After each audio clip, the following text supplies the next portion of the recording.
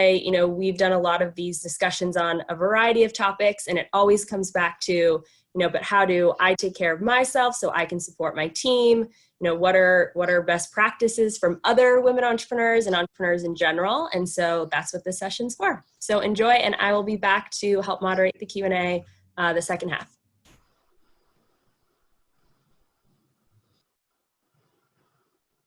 Oh. Thank you, Anna. And the first one of us that'll be speaking will be Marie-Louise, and after that, it'll be me. Marie-Louise, tell us about health and wellness. Thanks, Senia, and thanks, Anna. It's great to be here this afternoon. I'm a Springboard alum from 2000, and I actually met Amy Millman, the founder of Springboard, when I was a venture capitalist.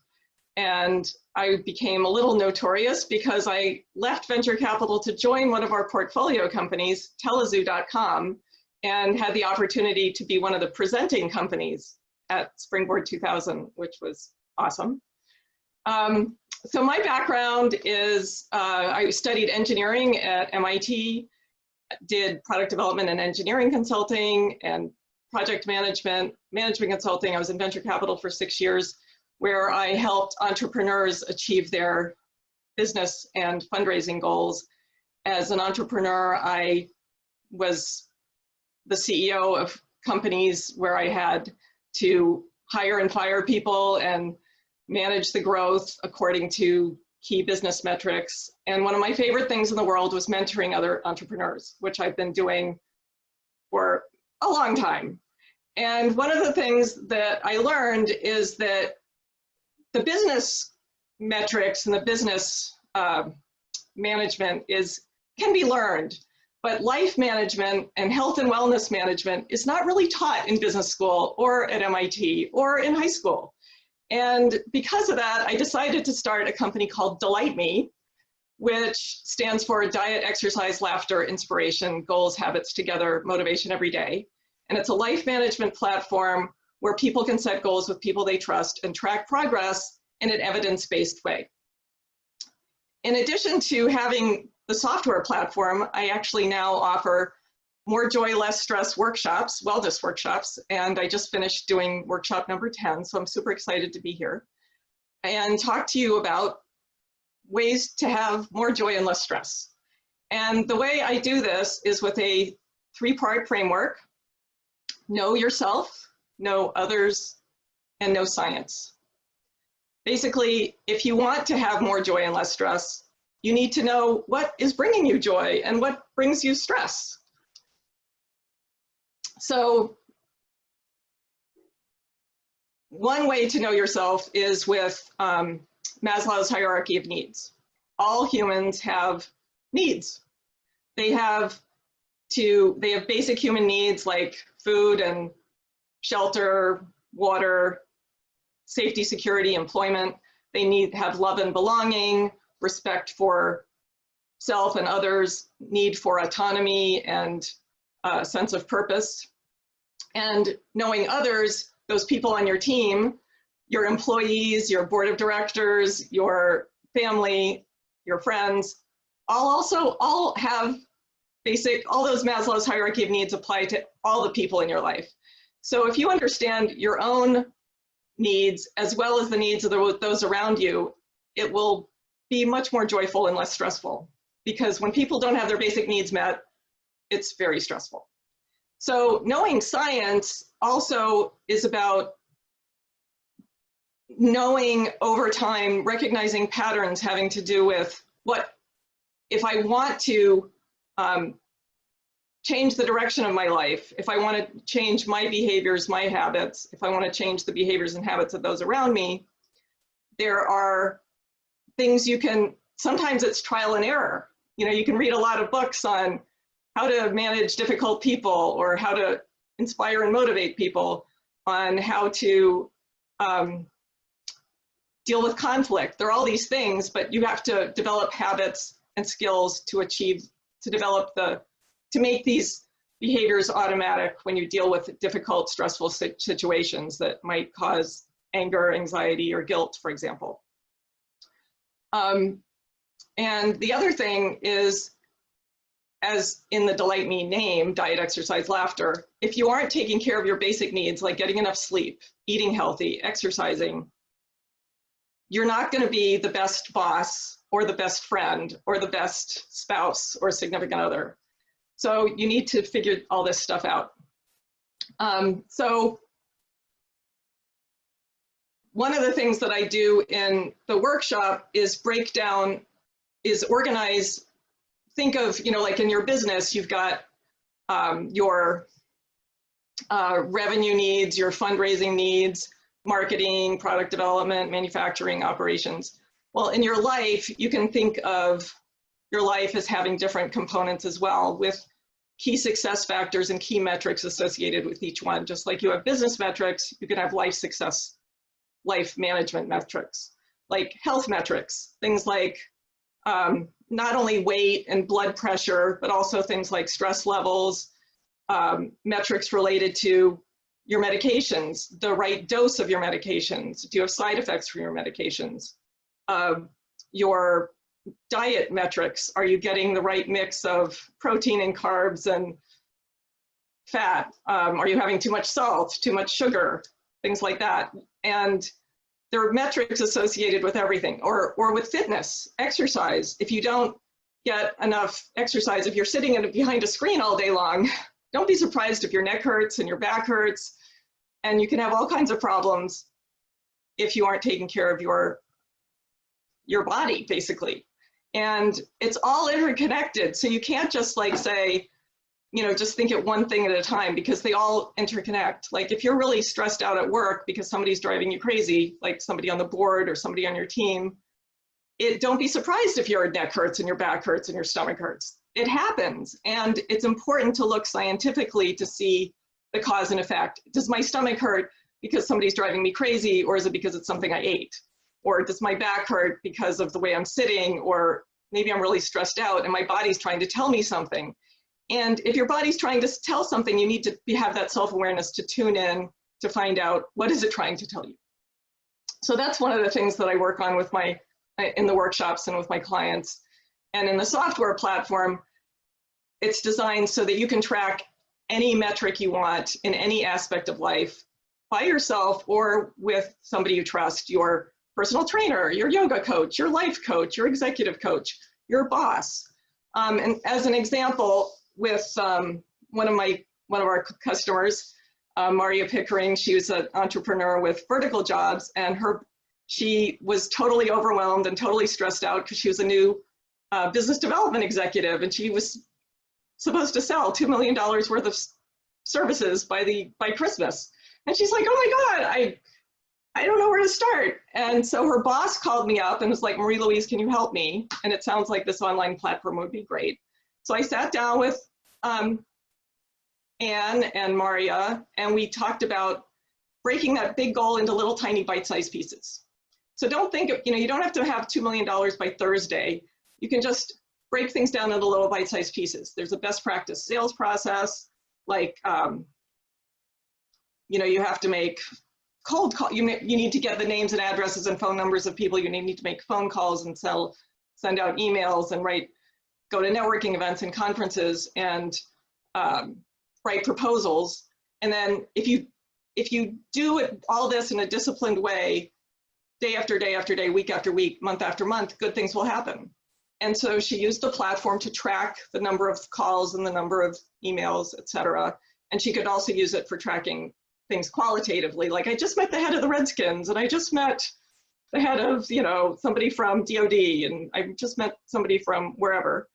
And basically her stress went away because she knew that every day she was winning on her targets for calls and emails, or every week she was succeeding and doing her little tiny bite-sized steps.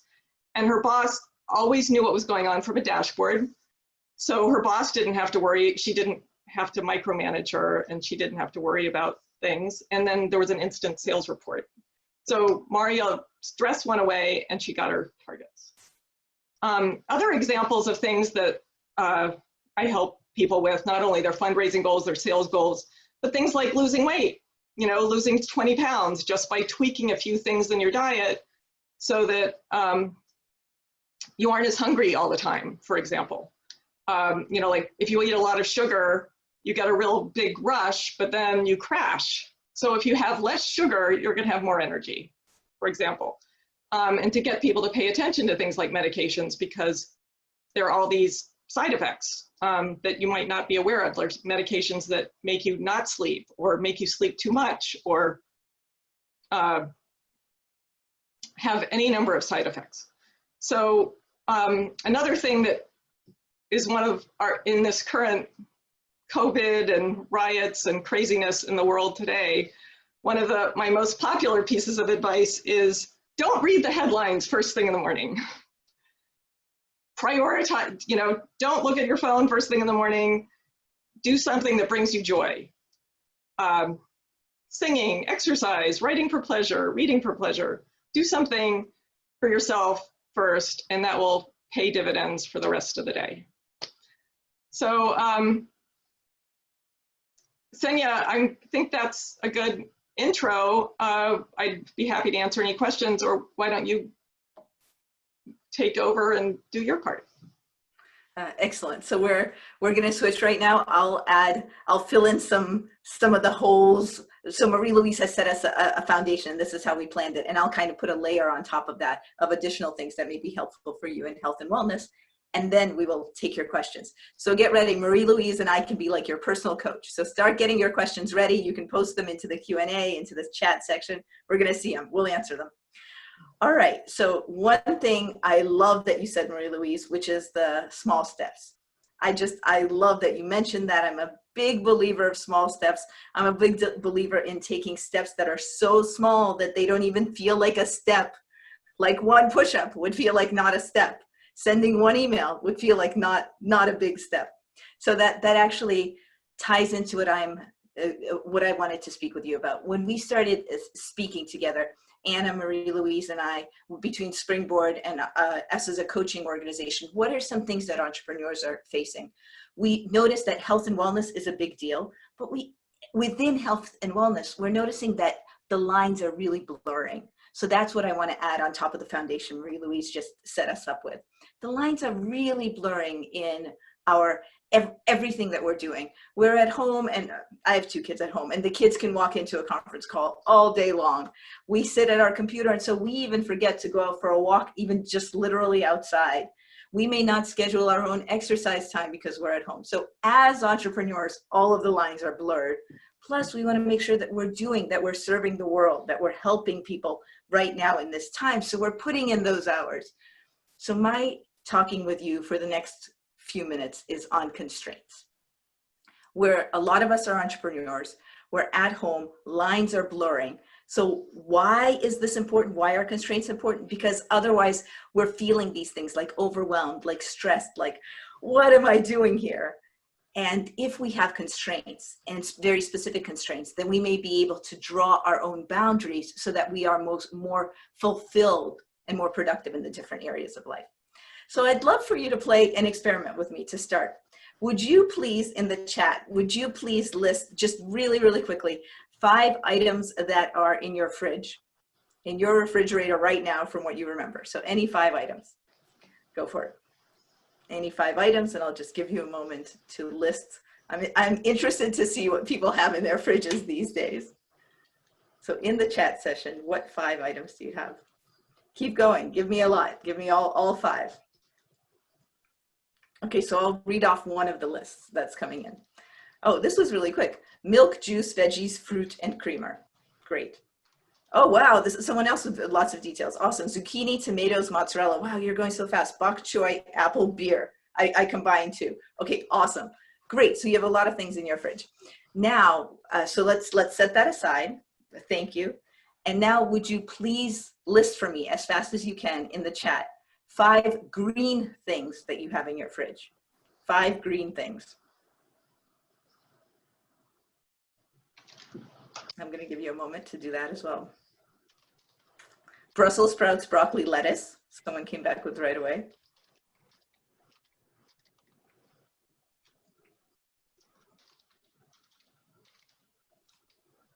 Oh my gosh, that's a lot. Brussels sprouts, asparagus, broccoli, spinach, jalapeno, spinach, butter lettuce, bok choy, so lots and lots.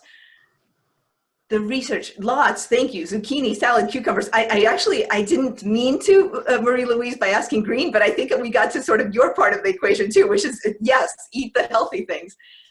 The reason researchers ask this kind of question, name 5 things in your fridge and name 5 green things or 5 white things, we actually think a lot more crystal clearly when we're asked for something specific, which is a little counterintuitive. You have more multicolored things or all colored things in your fridge than you do only green things. But green things, they're faster to come to mind. In research, that's typically the case. By the way, I just want to call out limes as well. Cool, very cool.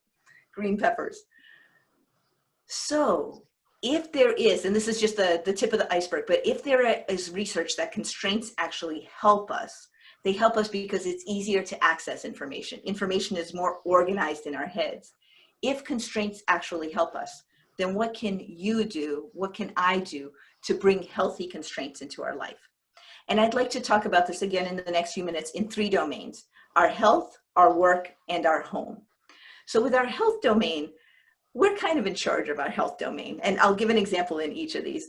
A client that I worked with once, we actually were working on executive presence. The thing that he came to me with is executive presence. I want to be better at executive presence. I don't want to have a quick reaction that might be more anger-based when somebody on my team comes to me. I want to be more level. I want to be more thoughtful, more listening. So that's the topic we were working on. But in the course of our working together, actually really similar to what Marie-Louise said, he found that it was very important for him to get exercise, and he started getting up really early to get exercise. Food was very important and being thoughtful about it, meditation. And I have to tell you, this was a surprising result. He started doing experiments just to change it up for himself a little bit. So he used to wear his watch on one hand for most of his life, over 30 years. And he started wearing it on the other hand, just to not have the habit. And then that habit of wearing his watch on the other hand reminded him of his other new habits. So for him, creating this very small constraint reminded him of his other health constraints and his other habits. It was strange for him to start to think about getting up really early. I mean, we're talking 4 or 5 a.m. in the morning to go exercise, but he tied it to something else that was a memory jogger all day long. So I ask you, what is a constraint that you would be glad to set for your health? What's a small incremental thing, just like Marie-Louise and I are both talking about, something really small. And I'll give you some examples, but now would you please type into the chat again? What's a small constraint that you can set for yourself on health that would help you? A lot of people in general, when I ask this question, they say exercising first thing in the morning. It's one of those things that's a little hard to do before you start, but what if? One other person writes, no more snacking from the bag. That's a really, really good comment. I've just never heard about that. But that makes sense. I can relate to that. That kind of snacking versus a bowl kind of snacking, they're very different snacking. Drinking more water, exercising. So for the person who said exercising, what do you mean? What is that small thing? Is it doing 20 jumps of jump rope? Is it doing 5 crunches? What's the small thing that you can add? Meditating before turning on the TV. You guys are pros. Marie-Louise and I are preaching to the choir. You're pros at these small things that can trigger good events. So that's health. And then we have 2 more domains where setting a constraint may be helpful for you. And the example that I'll give in work is what other coaches on this series have been talking about, which is separating the work. So I'll give my own example. In California, it's 11:23 right now. At 11 a.m., just before 11, I hung a note on my door. I have 2 kids, which is very important. Webinar. It's a yellow sign. I only put it up once a day. They know it. They know it only goes up once a day. So that's my constraint. They can walk in for other things, but I'd be glad to introduce you to them, but I know I would get all frazzled when I'm running a webinar. During a meeting, no problem. So that's a constraint I've set up. But I'll tell you, some of our other coaches are suggesting other work constraints, such as, and this might sound really right for you, or this might even sound a little strange. One coach says, why not walk out the door in the morning, walk out your front door and walk back in, and then walk into your den, your office, your desk, wherever it is, and sit down as if you've walked into your office. one woman I know, she actually puts on her shoes. She puts on her work shoes for working hours, and then she takes off her shoes and then goes and plays with the kids in the evening. So what constraint can give you that separation? Another person I know, they stretch between every meeting. I mean, literally, they will just stand up and stretch. Or sometimes they'll go on mute and off video just to do a stretch. So their constraint about not letting work eat up their physical time is to integrate the two.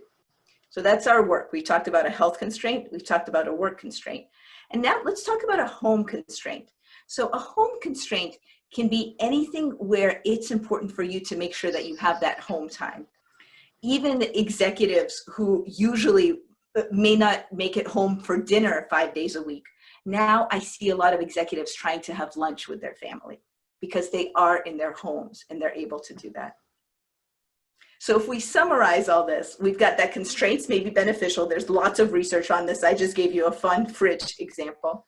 And then within constraints, I'm suggesting that we think about health, work, and home. What's a small constraint that can help? And I've asked you for a small health constraint, but similarly, you can think, what's a tiny constraint for work? Should I close off my calendar after 4:30 p.m. and not make myself available? Or 3 p.m., whatever it is.